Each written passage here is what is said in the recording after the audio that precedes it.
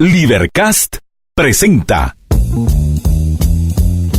una producción de Libertópolis, donde nuestra misión es promover un mundo de personas libres y responsables en búsqueda de su felicidad.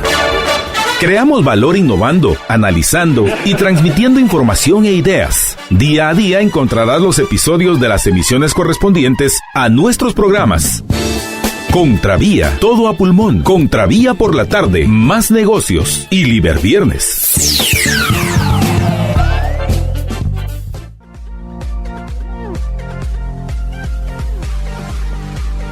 Estamos en Más Negocios y arrancamos y tenemos la visita y les agradezco por estar con nosotros en este segmento a Carlos Castillo, experto en liderazgo organizacional, conferencista, capacitador, coach, mentor y consultor que ha trabajado con varias empresas, y a Claudia Rosales Modenesi, quien es experta en gestión de equipos de alto desempeño y desarrollo de personas. Es coach ejecutivo, conferencista, profesora universitaria, mentor y consultor que trabaja también con varios empresarios y emprendedores.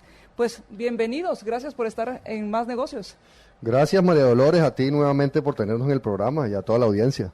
Gracias, es un gusto estar aquí esta mañana tan linda de lunes. Feliz Día del Padre a todos los que nos escuchan. Así es, feliz día. Y empecemos hablando acerca, ustedes tienen un taller para empoderar a la mujer, un liderazgo de la mujer.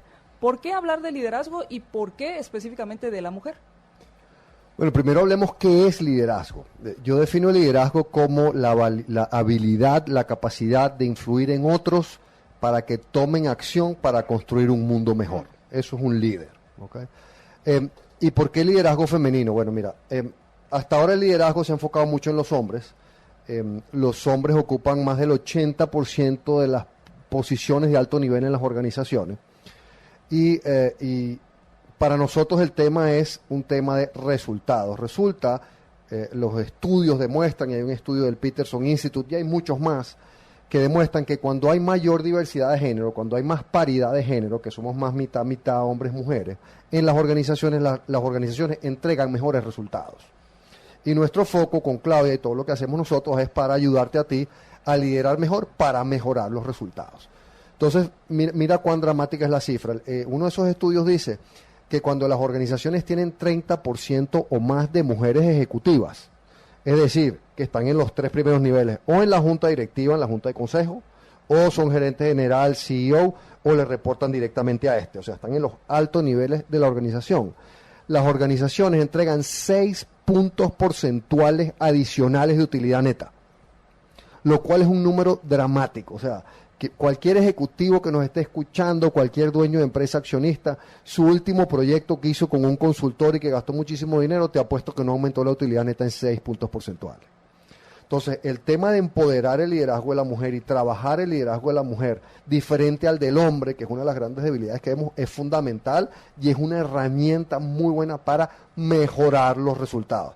Nosotros no estamos hablando de justicia social, no estamos hablando de que tenemos los mismos derechos, lo cual pues también tiene su punto. Nosotros estamos hablando de empoderamiento de la mujer, de desarrollo del liderazgo femenino, porque eso ayuda a mejorar los resultados de las organizaciones.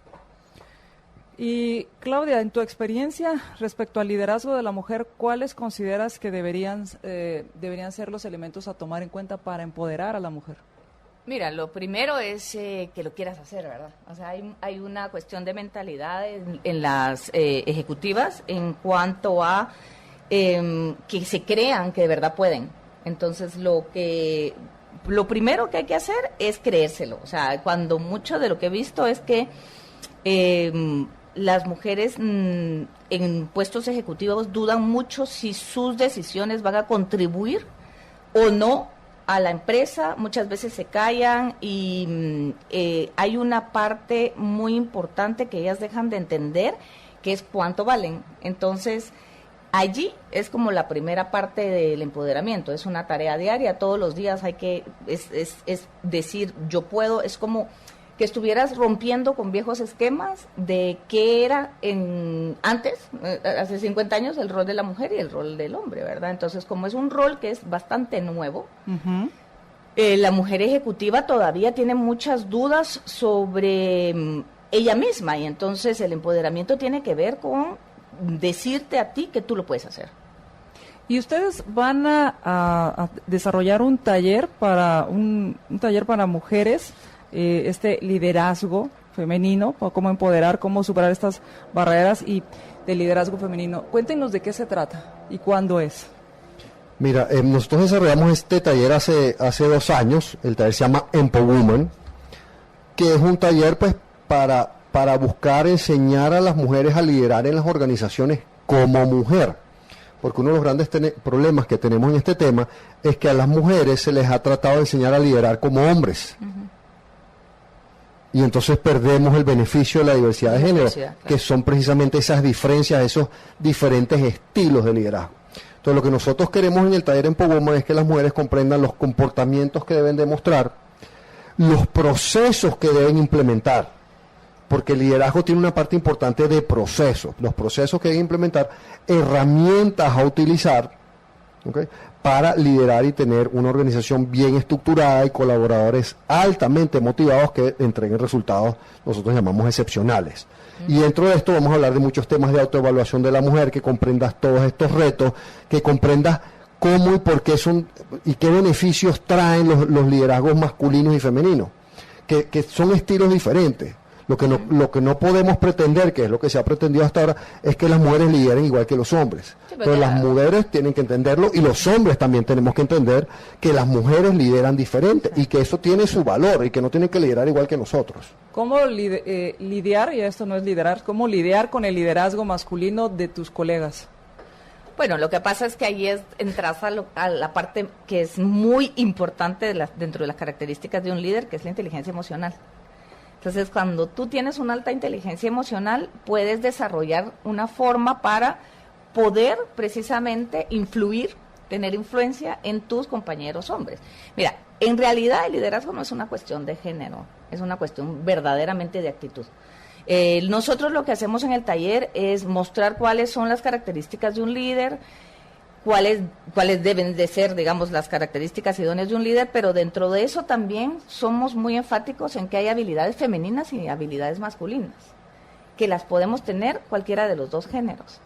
Entonces, lo que pasa es que culturalmente nosotros hemos venido desarrollando roles, como te decía, en una sociedad desde el lado femenino, en que se nos espera que tengamos ciertas habilidades femeninas y no son bien vistas algunas habilidades masculinas, y al revés, o sea, hay hombres que tienen habilidades femeninas y que son bienvenidas. Y aquí el tema es que los resultados los vas a lograr si logras la combinación de habilidades en los líderes, porque es precisamente eso lo que aporta es las diferentes habilidades a la hora de echar a andar un proyecto. Eso es lo que va a mejorar los resultados.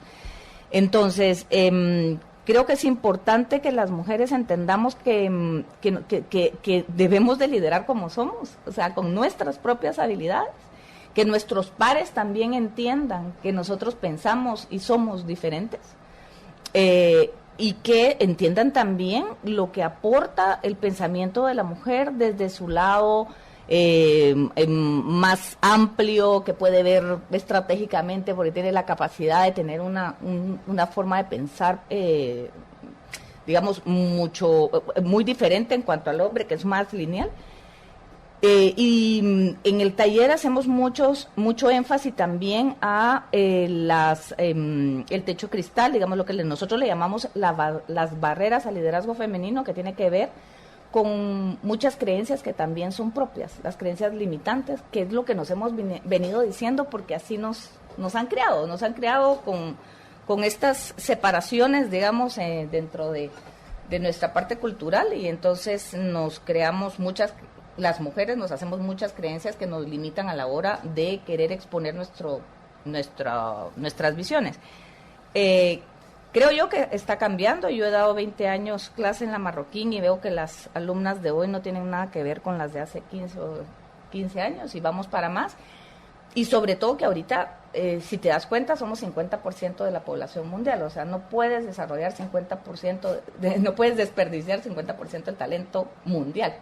Y cada vez más veo yo que se preparan, que que están saliendo un poco de todos los arqueotipos y todo lo que la cultura nos ha impuesto, donde debemos de estar. Tú recuérdate que realmente el liderazgo femenino es algo, si lo vemos en la empresa, es algo bastante nuevo, pues hasta los años 60 y 70 casi no habían líderes, empresarias líderes. Era muy raro ver, sí. Aunque hubo mujeres que hicieron historia y abrieron esa brecha. Y en temas tan dominados por hombres como por ejemplo una Margaret Thatcher plantada ante un parlamento en Inglaterra. ¿Dónde va a ser? ¿Cuándo va a ser? Y ¿cómo pueden obtener mayor información? Mira, lo tenemos mañana. Okay. Va a ser en Academics, en la zona 15. El de mañana es un taller de mediodía, son 5 horas totales. Tenemos un Empowoman de día y medio también. El próximo los vamos a tener en Quito y en Guayaquil. En Guayaquil 24 y 25 de junio y en Quito 26 y 27 de junio en Ecuador. Y toda la información la pueden ver en nuestro website, que es carloscastilloleadership.com. Carlos Castillo Leadership. En Facebook, en Instagram, en LinkedIn, en todo nos encuentran. Perfecto, entonces aquí está la invitación para mañana, si todavía pueden ir, y si aparte en media mañana, bueno, la mañana completa, para ir a esta actividad en carloscastilloleadership.com, ahí encuentran mayor información. Pues muchas gracias por haber venido, muchas gracias y espero tenerlos nuevamente para que hablemos y desarrollemos más este tema. Sí, este tema da para mucho. Es fascinante. Es fascinante, sí. Pues vamos, muchas gracias, vamos al corte y cuando regresemos hablaremos de ciberseguridad.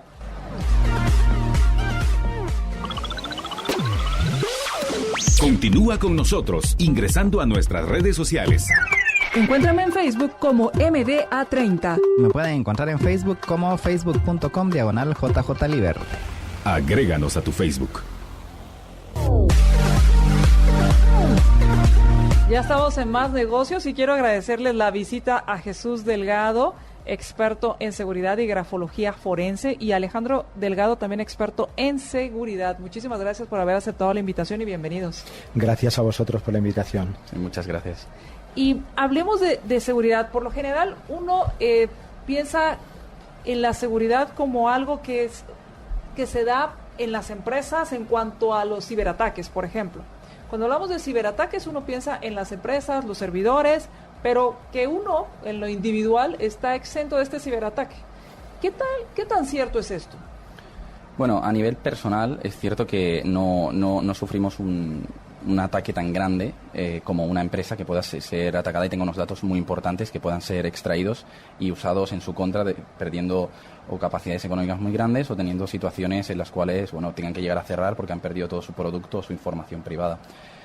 A nivel de usuario, es cierto que depende de lo que tengamos, pues podemos tener problemas. Puede haber tipos de extorsiones por extracciones de información a nivel informático, puede haber un robo de cuentas que se puedan usar para suplantar identidad.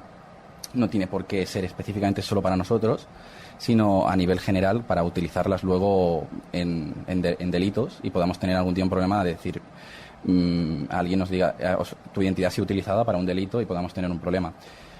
También está el tema de que tengamos fotos, información privada de familia que pueda ser, no queremos que esté por internet o pueda servir para otros temas más complicados. Es importante estar concienciado porque no solo las empresas, sino los usuarios medios tenemos una gran cantidad de riesgo por el tema de informaciones privadas y, como he comentado. De hecho, una de las formas más importantes que se producen es en el propio celular. Toda la información la trasladamos a nuestro teléfono móvil. Fotografías, vida, número de cuentas, de banco, nuestra vida privada. Y es ahí donde se incide más en sacar la información, porque es donde más nos pueden chantajear y estafar. Podría ser, tú cuando tienes una caja fuerte o tienes el dinero, lo tienes en el banco, ¿no?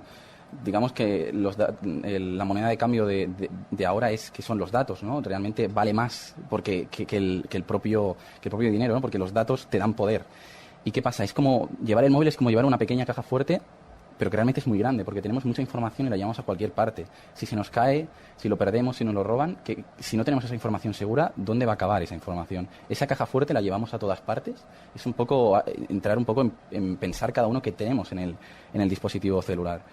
Cada uno puede tener lo que él crea, pero realmente hay que tenerlo seguro. Hay que tenerlo seguro, claro. Ahora, si esto lo trasladamos también a las empresas, muchas veces pues las empresas tienen estos planes corporativos donde las personas que trabajan en la empresa tienen un teléfono que lo utilizan para comunicarse en la empresa, para tener información de la empresa, y esto también adquiere relevancia en cuanto a no solo preocuparte por lo que tienes en tus servidores, sino también lo que hay en los teléfonos de la gente a la que tiene acceso a tu información. Sí, de hecho, a nivel, bueno, nosotros como venimos de Europa, en Europa hay unas leyes muy duras a nivel de ciberseguridad por el tema de la protección de datos. Si nosotros tenemos un teléfono empresarial y lo utilizamos para tener información de clientes, de trabajadores, de lo que sea, y no lo tenemos con la debida protección, como estamos hablando de un entorno empresarial, en Europa caería en un delito, ¿no? Y hay multas millonarias, por lo tanto se ha forzado un poco a tener un nivel de seguridad un poco más alto que la media hasta el momento. Eso es muy importante tenerlo en cuenta porque, claro, si nosotros nos roban los datos personales, bueno, es un problema hasta nosotros personal, pero si tenemos un usuario que no está preparado, que no está formado, que es un trabajador y tiene acceso a eso, y en un momento dado acceden por ese usuario porque el usuario no tiene los conocimientos, por mucho tú que tengas la seguridad, si el usuario no está formado y tiene ese móvil y le entran por ahí porque ha utilizado para mirar alguna página web o ha descargado algo, tu empresa está en riesgo y puedes llegar a tener un problema muy grave. Imagínate que que los datos de algunos clientes se filtran o que los usan para hacer algún delito o extorsión o lo que sea. ¿La empresa cómo quedaría realmente? Quedaría marcada como una empresa ineficaz, que no puede hacer las cosas bien. De hecho, en Europa y sobre todo en España, el 90% de las empresas que les pasa algo así cierran al cabo de un año o menos. Es grave, puede ser que es un poco una lotería, ¿no? Quizás no te pasa, o quizás sí, pero estamos hablando que en Latinoamérica, en la red latinoamericana, hay unos de 33 a 35 ataques por segundo. Hay picos de días que son más altos por temas de elecciones o otros tipos de sucesos que hacen que estén más activos los bots y los servidores de todo tipo.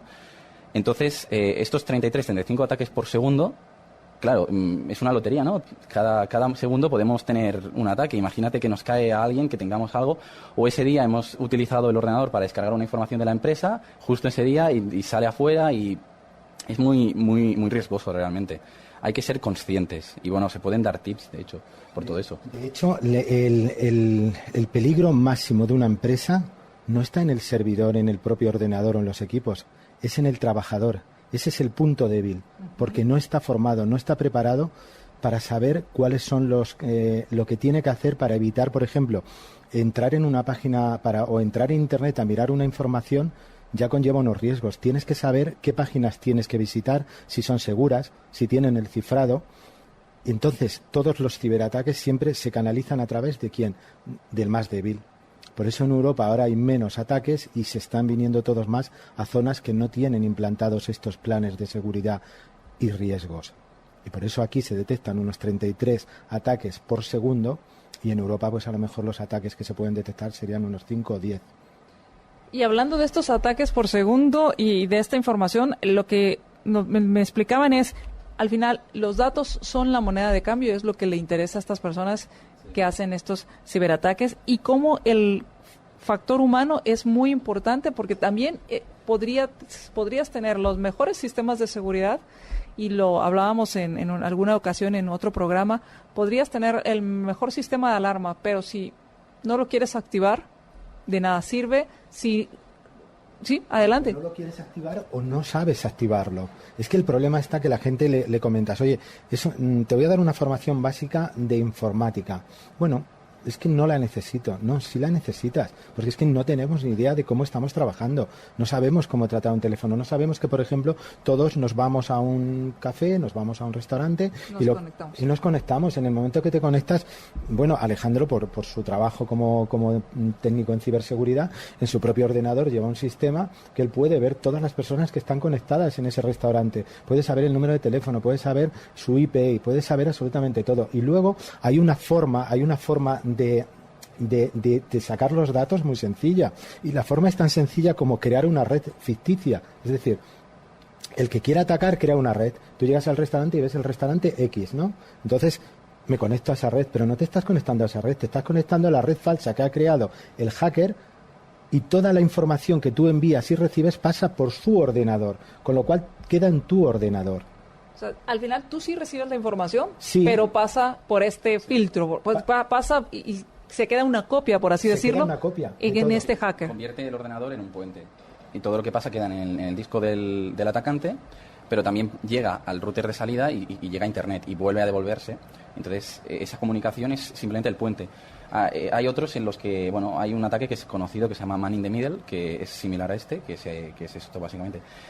Coges a uno y a una IP específica de la red y haces pasarla por ti hasta que llega al router y entonces tú estás en medio. Y eso, si no tenemos un cifrado correcto, no utilizamos seguridad mirando nuestras webs o lo que sea, pues todo lo que estemos enviando lo va a tener. Y si también es débil el cifrado, pues se podrá descifrar. También hay que tenerlo en cuenta, hay que saber lo que se está utilizando. Hay protocolos antiguos, hay protocolos más nuevos, todo eso es importante. Eso es lo que se va a explicar en el seminario y, de hecho, se les va a entregar a todos los que asistan la herramienta necesaria. Es decir, se les va a entregar cómo hacer en su propio teléfono un cifrado para que eso no pase. Tan sencillo como un cifrado de alta seguridad evita que ya te puedan entrar, que te puedan sacar información, que te creen una red falsa. Y como esto, otra serie de implicaciones a nivel profesional y empresarial, ya no solo personal.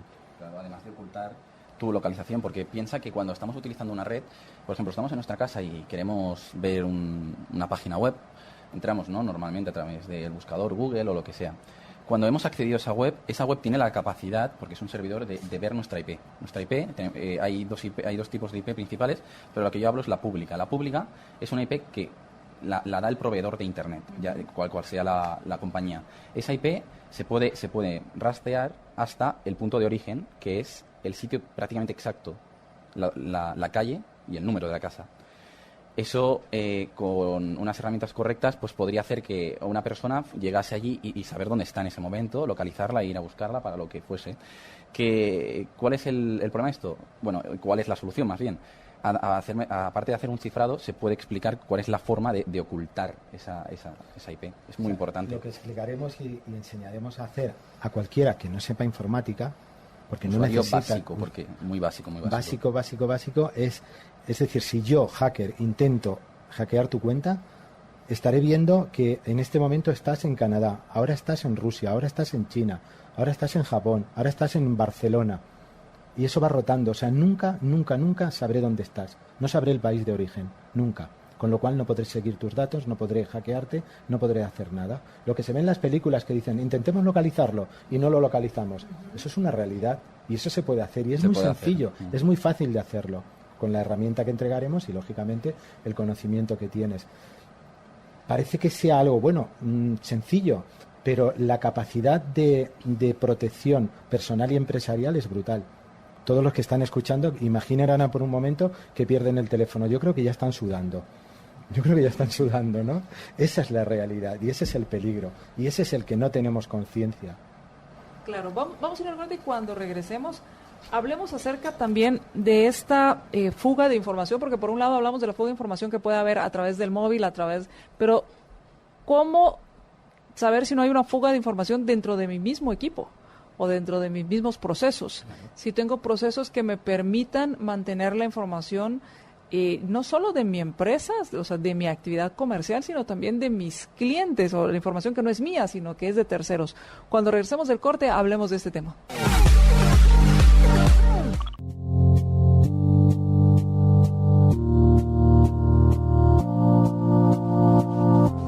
Regresamos a Más Negocios y quiero agradecerle a Roy por habernos dado la oportunidad de Mens Venilia, por habernos dado la oportunidad de entrevistar a Jesús Delgado y a Alejandro Delgado con respecto al tema de seguridad y ciberseguridad.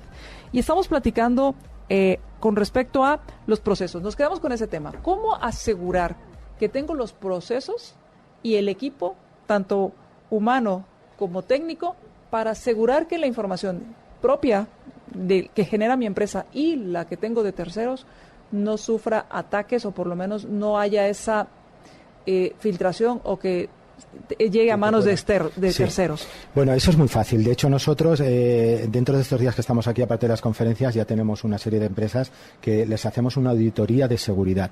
Es decir, la base empieza por hacer una auditoría. Es personarse en el lugar y ver exactamente qué tienes, cuáles son los ordenadores que tienes, los equipos cómo están conectados, si tienes una red inalámbrica, si la tienes por cable, una serie de factores. Entonces se hace un análisis. Ese análisis suele durar 1 hora, hora y media para ver todo lo que tienes.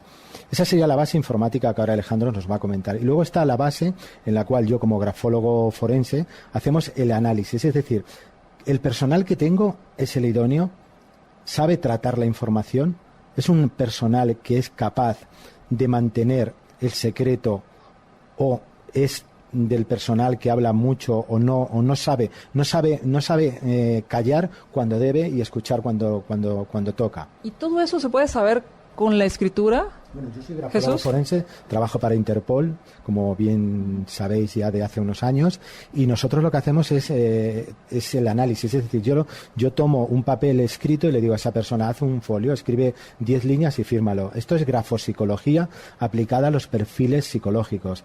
Lo habéis visto en muchas películas, pero no es película. Esto se estudia yo estudié en la Universidad Autónoma de Barcelona, son 5 años de estudios, medicina legal, psicología y grafología. Aparte los estudios como perito policial. Entonces, a partir de aquí, nosotros podemos saber si una persona tiene una serie de características emocionales que pueden ser fácilmente vulnerables a nivel de ataques emocionales, a nivel de cómo se encuentra, a nivel si está sufriendo un estado depresivo, o si simplemente es una persona que sabe mantener unos protocolos. ¿Por qué? Una persona con letra grande es una persona que habla mucho, que se mantiene, tiene mucha comunicación. Una persona con letra pequeña y hacia la izquierda es una persona que tiene un problema emocional, el cual es la timidez, y esas personas pueden ser fácilmente manipulables. Entonces, si sabemos los perfiles de cada uno de nuestros empleados, sabremos en qué sector o en qué lugar los podemos poner. ¿Cómo no falsear? Porque sé que tú me pides, Jesús, y me dices, bueno, escribe unas líneas y fírmalo. Y digo, uy, él es grafólogo, experto en grafología. Entonces hago conscientemente mi escritura tratando de no sé qué hacer, pero lo que yo considero que es lo bueno. ¿Cómo no falsearlo? Bueno, no te voy a contestar cómo no falsearlo, porque si no claro, voy a dar pistas, pero sí te voy a decir que tendrías que tener una capacidad muy grande de control y autocontrol de la escritura. Es decir, tendrías que saber mucho de grafología para evitarlo. ¿Y por qué no puedes? Mira, yo te puedo demostrar que en tu letra, en este folio que tienes aquí ahora encima que estás trabajando, y eso lo he demostrado, yo llevo 4 años viniendo a Guatemala a dar estos seminarios, esta formación, demostré con la carta de los padres de la patria que todavía conserváis rasgos escriturales de ellos. Es decir, la escritura nos pasa de padres a hijos, de abuelos, de bisabuelos, y eso es algo que lo tenemos interiorizado de tal forma que tú, por mucho que quieras mentir, siempre sacas tus rasgos personales. Hay una cosa que está clara: si tú quieres intentar, mira, tu firma, si tú ahora haces tu firma, o cualquiera de los que nos están escuchando hacen su firma, verán que tardan unos segundos en hacerla y básicamente ni miran el folio. Ahora que piensen en cambiar algo, y si hacen esa prueba se darán cuenta que en el momento que quiero cambiar algo de la firma... El trazo como que va automático. El trazo va automático cuando es natural. Cuando no es natural, el trazo se ralentiza, hay microcortes de la escritura, hay temblores, hay una serie de factores que el grafólogo forense identifica. Pero independientemente de eso, sé del nerviosismo, sé que me quiere engañar, pero también sé por la proyección espacial de la letra, por el tamaño, por las inclinaciones, por los óvalos, por una serie de datos que nosotros en grafología, por los gestos tipo, sabemos que nos indican. Y eso no los puedes camuflar, es imposible. Y entonces una de las recomendaciones es, ahora, voy a regresar en la pregunta. ¿A quiénes aplicarles este análisis? ¿A todo el personal? ¿A personal de puestos claves? ¿Cómo se determina esto? Bueno, básicamente lo primero que hay que hacer es el que esté en la empresa tiene que tener unas capacidades de análisis. Es decir, la primera entrevista que yo hago a una persona para que entre tiene que ser un perfil. ¿Qué busco? Busco un perfil comercial, busco un perfil que me atienda al teléfono, o busco un perfil que tenga que estar de cara al público. Si tiene que estar de cara al público, no voy a poner una persona que tenga un carácter fuerte y que tenga un carácter acerado, que nosotros llamamos. ¿Por qué? Porque va a ir alguien a quejarse y van a acabar discutiendo. Claro. Tal vez tendré que poner una persona con con una escritura media, relajada y calmada. Entonces, ¿a quién le hago el análisis? De entrada, a todo el que entre a trabajar, y luego los puestos clave que puede haber fugas de información que tienen que tratar con una serie de datos. Hay un banco muy importante que aplica esta técnica y hay una serie de personas que, si no pasan ese filtro, no pueden acceder a un nivel de seguridad para hacer una serie de transferencias o de ajustes a nivel de trabajo de banco, que no lo pueden hacer. ¿Por qué? Porque ya limitan con ese tema. Y luego está la limitación con los sistemas informáticos que ahora Alejandro nos cuenta.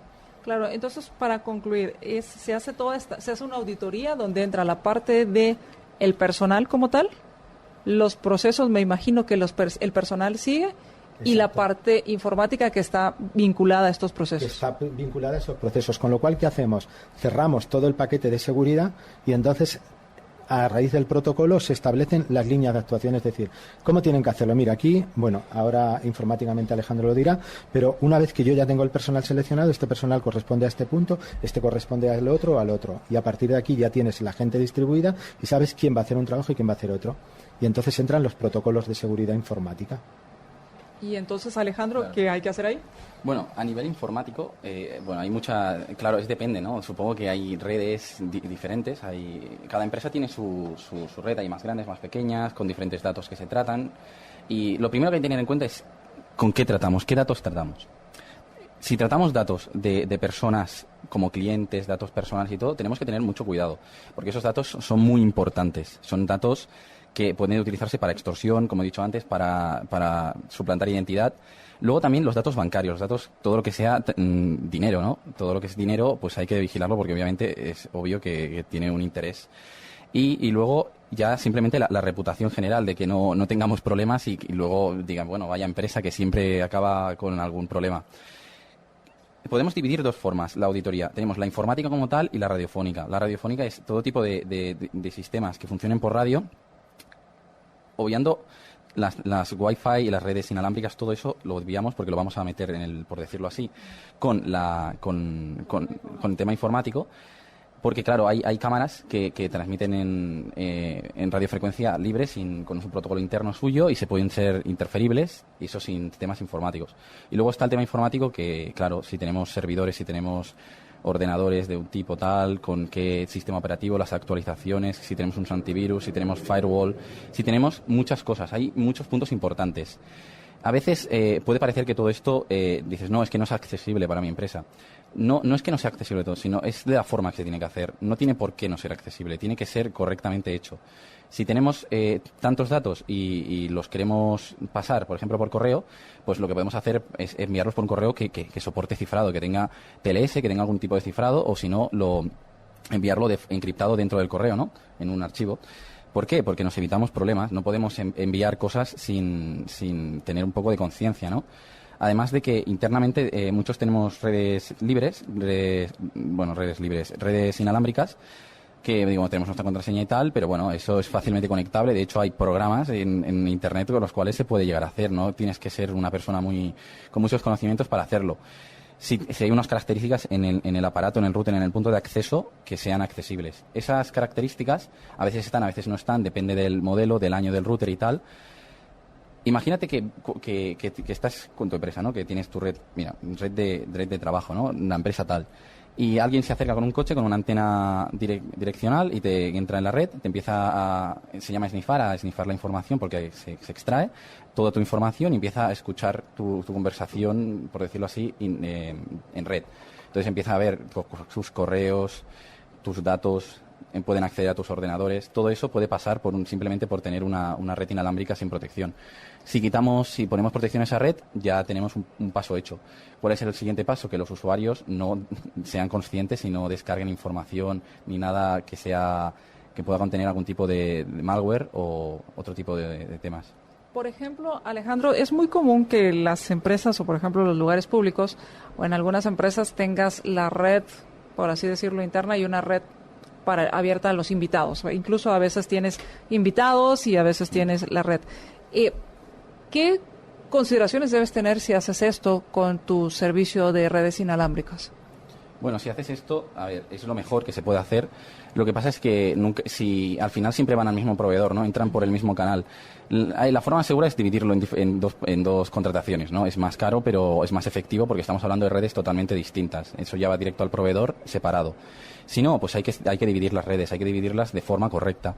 Se podría explicar técnicamente cómo dividirlo, pero bueno, eso ya sería un tema más complicado técnico. Y no creo que fuese tampoco ahora para comentarlo.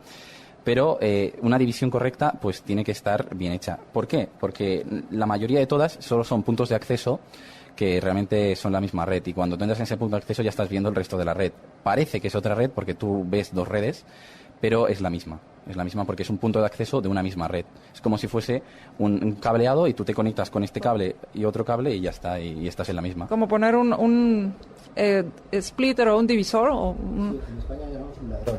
Ok. Un ladrón. Sí. Tienes un cable, conectas una división o una Y, y entonces salen... Pero es el mismo cable. Es el mismo, sí. De hecho, es visible como otra red porque es un punto de acceso. Es un punto de acceso a esa red. Es que hay que tenerlo en cuenta. Es un punto de acceso. No es otra red. Es un punto a la misma. Okay. Y ese es lo que suele pasar. Por eso hay que vigilar, hay que tener un poco de cabeza cuando hagamos las cosas. ¿Qué pasa con el tema y vamos a ir al corte con esta pregunta para que no nos quedemos a medias? ¿Qué pasa con el tema de los antivirus, de estos firewall, y que muchas veces las personas dicen, bueno, regresamos al tema del proceso, los colaboradores dicen, no, es que se pone muy lenta mi máquina. Y entonces mejor pongamos otro, pero este no, porque o se pone muy lenta o pasa o ya no funciona. Cuando regresemos del corte, hablemos de este tema.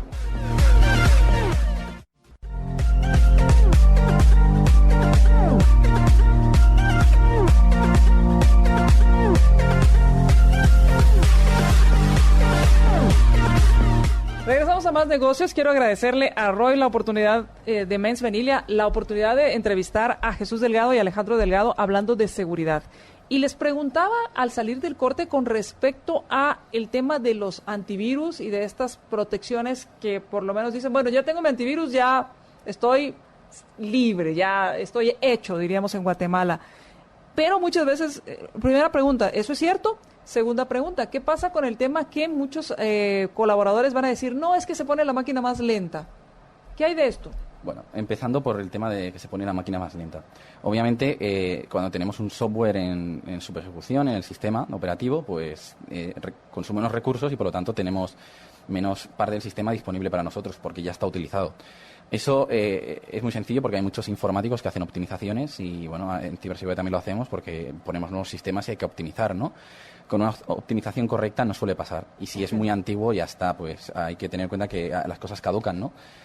Y bueno, luego a nivel del tema que comentabas sobre la utilidad de tener antivirus y todo, pues es muy alta. Porque un buen antivirus, porque hay antivirus y antivirus, lo que te filtra es que cuando haya conexiones a tu ordenador, algunos lo tienen, otros no, y cuando hay software dentro de tu ordenador, programas, imágenes, todo tipo de archivos, pueda analizar y pueda ver si en su base de datos, que se actualiza constantemente, por eso es muy importante tenerlo original y comprado, hay algo que se ha detectado en otro sitio, porque claro, pensad que cuando hay un nuevo virus, en el momento que sale, el equipo de antivirus está intentando encontrarlo y cuando encuentra lo añade a la lista y ya pueden detectar que eso sí está en tu ordenador y ponerse al día. Por eso es muy importante tenerlo actualizado.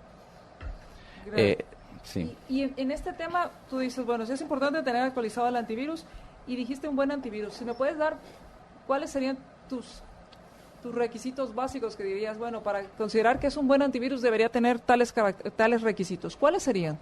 Bueno, los requisitos de un antivirus, a ver, para empezar, yo lo que más recomiendo, porque hay muchos y depende de la región se usan unos u otros, que sea una empresa reconocida, que tenga un soporte bueno, que puedas palpar que es una buena empresa. Piensa que hay muchas, si conoces un poco más del tema, pues puedes ver que tienen sus blogs, tienen sus webs donde actualizan y ponen información de todo lo que van recopilando, de dónde sacan las fuentes. Eso ya es más avanzado, obviamente. Hay que tener un poco de idea, ¿no? Pero es muy sencillo, simplemente con que tenga una buena empresa, que sea mejor que sea grande, porque cuando más grande, más infraestructura y más capacidad tiene de detectar nuevas amenazas, eso es obvio. No, hay empresas pequeñas que están empezando que son buenas, pero aún no tienen la misma capacidad de obtener información de muchos lugares. ¿Debería, por ejemplo, filtrar correos o revisar correos o qué característica debería tener este software de antivirus? Bueno, filtrar correos hay diferentes.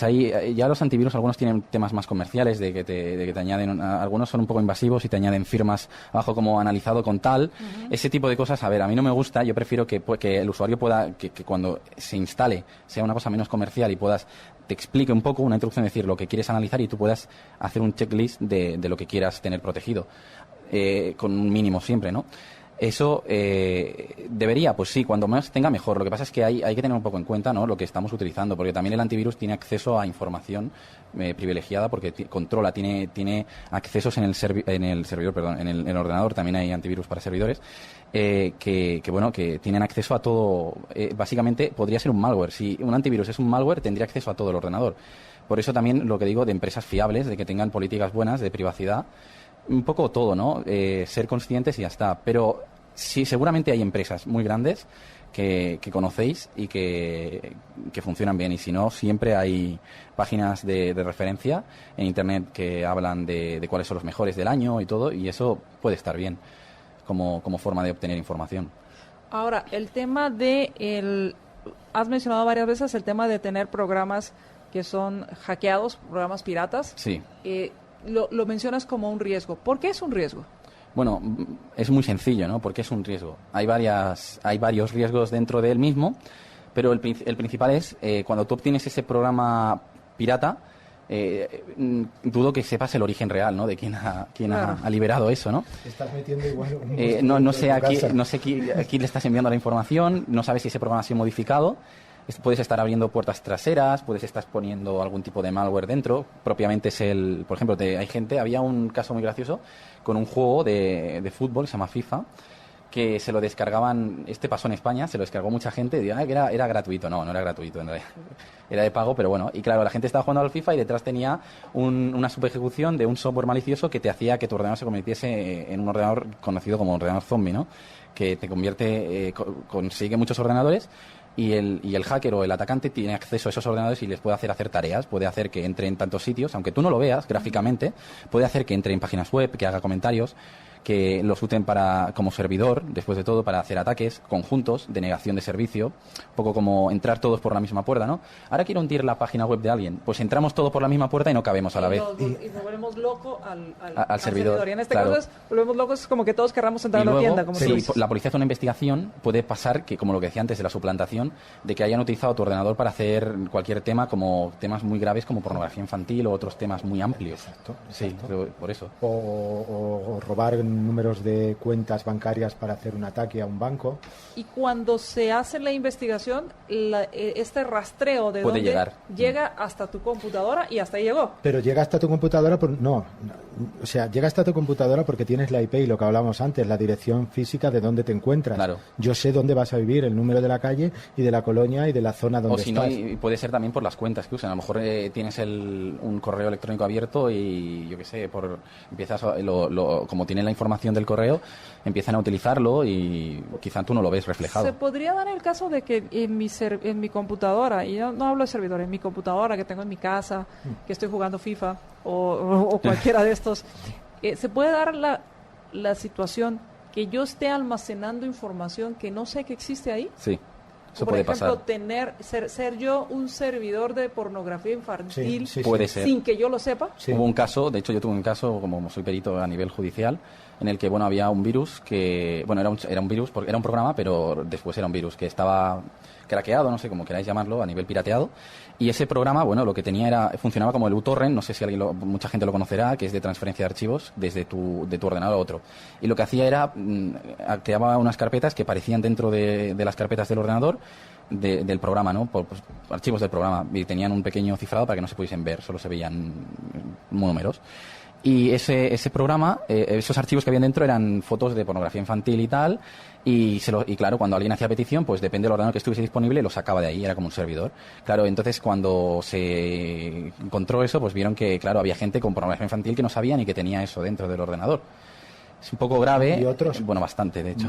Es gravísimo, y de hecho hay otros que solo se enteran que tienen pornografía infantil cuando les pica el FBI a la puerta o la policía y le dice, está usted detenido.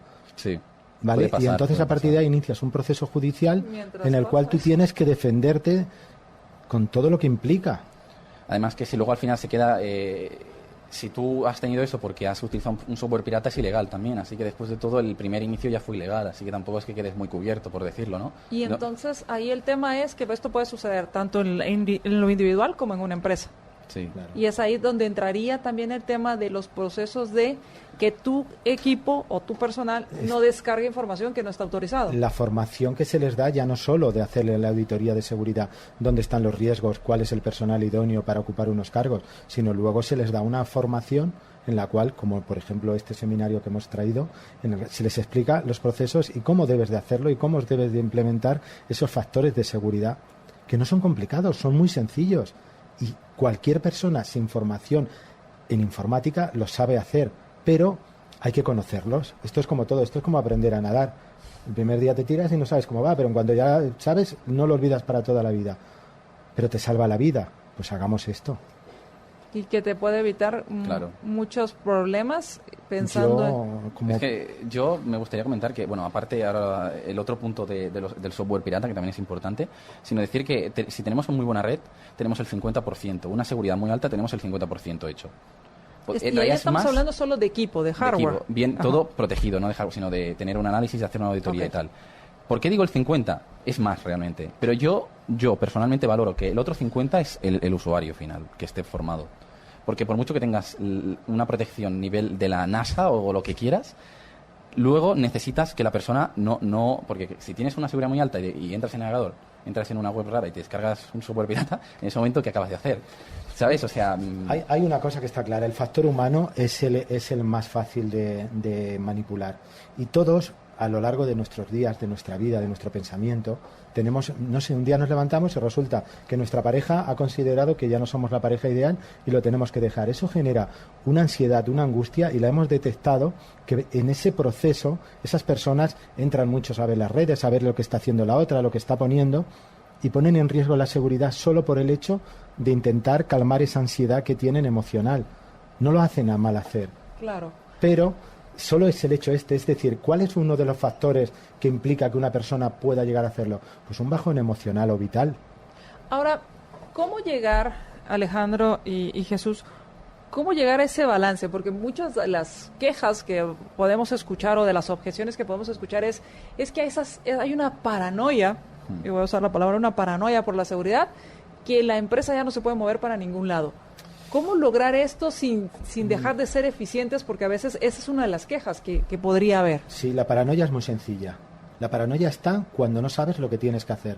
Cuando tú no sabes que tienes que hacer una cosa y cómo tienes que hacerla, empiezas a inventar, empiezas a escuchar al que está al lado. No, haz esto, pero el otro dice que haga lo otro. Ah, pero aquel me ha dicho que haga lo otro y la vecina de abajo me dice que a lo mejor lo que tengo que hacer es de esta forma. Si tú sabes cuál es el protocolo, no tienes influencias. Tú si tienes un problema vas al médico. El médico te dice, tómate esta pastilla. Tú te tomas esa pastilla y te pones bueno. Pero si miras en internet, a ver, si me duele la cabeza me puedo tomar una aspirina, pero igual me puedo tomar un gelocatil. Ah, pues me voy a tomar lo otro. O sea, la incertidumbre ante lo que tengo que hacer es lo que genera todas estas dudas. Ves a un profesional, consúltale y soluciona el problema. Y al final el tema de la seguridad no implica que la empresa se vuelva inoperante. No, todo lo contrario. Es que no es una cuestión de inoperancia. Es una cuestión de que si estás trabajando desde Guatemala para el mundo te va a exigir que tengas unos protocolos de seguridad. Y si no los tienes, no voy a trabajar contigo. Porque toda Europa, Estados Unidos, Japón, Rusia, Italia, bueno, Italia está dentro de la Unión Europea, todos estos ya aplican estos protocolos. O sea que si quieres salir del anonimato empresarial, empieza a imponer estos protocolos. Los impones una vez, enseñas a tu personal y no hay ningún problema, ya está. Y supongo que se debe estar continuamente reforzando esta forma es muy importante, pero por decirlo de esta forma, como decía antes, lo del software pirata lo quería comentar, el tema de las actualizaciones, y por eso mismo hay software que tienen que estar actualizados constantemente porque cada día hay nuevos riesgos, pero hay una infraestructura mínima que una vez hecha es igual, solo necesita actualizaciones y luego están los usuarios que ya están formados, además que ya les hemos formado, hemos formado de tal forma que ellos puedan ir viendo el avance o sea, tenerlo en cuenta. saber que puede haber, siempre hay unos canales que casi siempre son los mismos.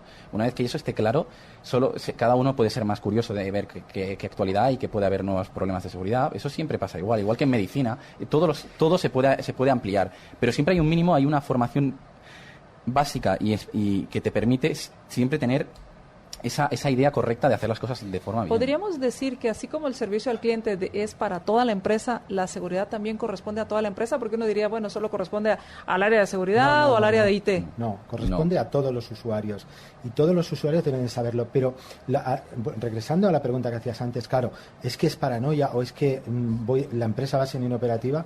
No va a ser inoperativa. Esto, mira, lo explico para que yo soy mucho de ejemplos porque creo, además lo hablamos antes, si tienes que freír un huevo, primero tienes que poner el aceite, luego tienes que cascar el huevo y ponerlo. Si sigues esos 3 pasos y ya te acostumbras, siempre lo harás así, con lo cual no cometerás errores. Y como no cometes errores, la implementación de los procesos de seguridad que te explican son muy sencillos. Los errores se cometen cuando nos saltamos uno de los pasos. Claro, y esto siempre lo hemos hablado, que cuando te brincas un proceso o obvias el proceso, algo va a salir mal en algún momento. Estás como brincando en una cuerda floja. Y te acabas cayéndote. En algún momento vas a caer. Pues esto es lo que hay que evitar. Es lo que hay que evitar. Pues muchas gracias. ¿Algo con lo que quieran cerrar el programa? Bueno, yo personalmente, sobre todo que sean conscientes de que no es un tema tan sencillo el hecho de que podamos perder una información, porque nos estamos jugando una imputación a lo mejor en un país extranjero. Es que estamos trabajando aquí con una pequeña empresa y resulta que nos está creando un problema, por ejemplo, en Estados Unidos. Y algún día me van a venir a picar a la puerta y me van a decir, oiga, usted esto, y a lo mejor no lo sabes. Entonces, es muy complicado. Y hay que entenderlo. O a lo mejor, por ejemplo, el tema de espionaje mercantil. Si tenemos un producto o algo que lo estamos haciendo bien, o nuestros protocolos o lo que sea, una receta, lo que queramos, a lo mejor nos lo están quitando por debajo y nunca nos enteramos. Y nunca entendemos por qué va tan bien las otras empresas, porque nos están sacando información desde hace ya mucho tiempo. O hay veces que no tienen por qué ser ellos. A veces hay gente que se dedica a vender información, comprar, decir, ir a una empresa y digo, mira, tengo esto, ¿os interesa? Sí, es que lo he hecho yo, tal, y se lo vendes. Claro. Y nunca saben de dónde ha salido tampoco. Yo estoy haciendo el I+D, investigación más desarrollo, porque soy el que inventé ese producto, el que lo hice, y luego resulta que hay empresas que están vendiendo ese producto más barato. ¿Por qué? Porque el I+D me lo están robando a mí. Yo estoy invirtiendo mi dinero en hacer un producto de calidad, y el otro, como ya tiene la información, solo tiene que hacer la fórmula y venderla. Claro, y sus costos son menores. No hubo esa inversión en el desarrollo del producto. A veces no eres consciente, hay veces que te queda la duda de qué casualidad, hicieron lo mismo que yo. Pues no sé, habrá que tener un poco en cuenta, ¿no? O sea, a lo mejor no es tan fácil, ¿no? Habrá que empezar a ver adentro. Pues muchas gracias. ¿Los pueden encontrar en las redes o en algún lugar? Sí. Bueno, yo las mías soy Jesús Latitude, en Instagram, Jesús Latitude, y Jesús Delgado en Facebook. Y Jesús Delgado en Facebook, ¿sí? ¿Y tú, Alejandro? Yo solo ahora uso Instagram. Soy Alex del Tech, acabado en CH. Y me pueden seguir allí en Instagram porque iré poniendo cosas y tal, y lo que quieran. Y luego a través de Mace Venilia International Group o Mace Venilia Guatemala, donde encontrarán todos los seminarios, los horarios, y lógicamente también pueden contactar con nosotros para cualquier cuestión o pregunta que necesiten hacer. ¿Esto es Coaching Guatemala? GuatemalaCoaching.com. GuatemalaCoaching.com. Sí. Muchas gracias a Roy por la oportunidad de entrevistarlos de Mens Venilia, Guatemala. Muchísimas gracias. Y gracias a ustedes por haber aceptado la invitación. Bueno, y gracias a vosotros. Yo feliz del 4º año aquí en este país y bueno, en este país tan bonito como es Guatemala y que estamos emocionados. Excelente, pues muchísimas gracias. Muchas gracias a ti. Bueno, es un gusto haber estado con ustedes. Nos escuchamos en nuestra siguiente emisión de Más Negocios y mientras nos volvemos a escuchar, sea feliz, sin excusas.